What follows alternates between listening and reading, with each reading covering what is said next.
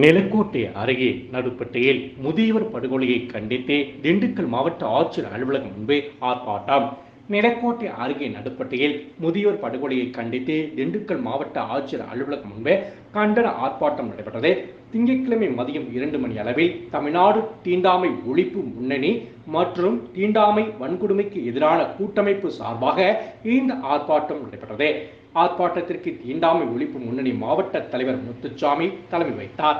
மாவட்ட நிர்வாகிகள் கலைச்செல்வன், வனராஜ், காங்கிரஸ் கட்சியின் எஸ்சி பிரிவு தலைவர் காளிராஜ், தமிழர் சமூக நீதி கழகம் சார்பாக சுரா தங்கப்பாண்டியன், சம நீதி புலிகள் கட்சி சார்பாக வெள்ளைப்பாண்டியன், தலித் விடுதலை இயக்கம் சார்பாக கருப்பையா, ஆதித்தமிழர் பேரவை சார்பாக தலித் சுப்பிரமணி, திராவிட தமிழர் கட்சி சார்பாக விடுதலை வீரன் நாகேந்திரன், ஆதித்தமிழர் கட்சி சார்பாக பழனிராஜா வினோத், புரட்சி தமிழர் கட்சி சார்பாக ராமன், பகடி தேசிய மக்கள் முன்னணி சார்பாக காளிமுத்து, மக்கள் விடுதலை கழகம் சார்பாக முனைவர் சீனிவாச ராகவன், புரட்சி இளைஞர் முன்னணி சார்பாக மாவே, தந்தை பெரியார் திராவிட கழகம் சார்பாக தடாமதி, திராவிட தமிழர் இயக்கப் பேரவை சார்பாக யாழ் புகழேந்தி, அம்பேத்கர் மக்கள் இயக்கம் சார்பாக நாகராஜன் உள்ளிட்ட பலர் கலந்து கொண்டனர்.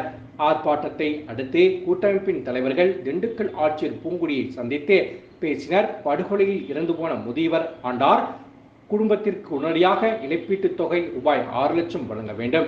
தொடர்ந்து பதட்டம் நிலவும் நடுப்பட்டி காரியாம்பட்டி பகுதியில் புறக்காவல் நிலையம் அமைக்க வேண்டும். சிசிடிவி கேமராக்கள் பொருத்த வேண்டும். ஆண்டாரை கொலை செய்த கொலையாளிகளுக்கு ஜாமீன் வழங்கக்கூடாது உள்ளிட்ட 10 அம்ச கோரிக்கைகளை வலியுறுத்தி ஆட்சியிடம் மனு கொடுக்கப்பட்டது.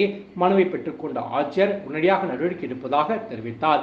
மேலும் உயிரிழந்தவரின் குடும்பத்துக்கு இழப்பீடு தொகை கிடைக்க துரித நடவடிக்கை எடுக்கப்படுவதாக உறுதியளித்தார்.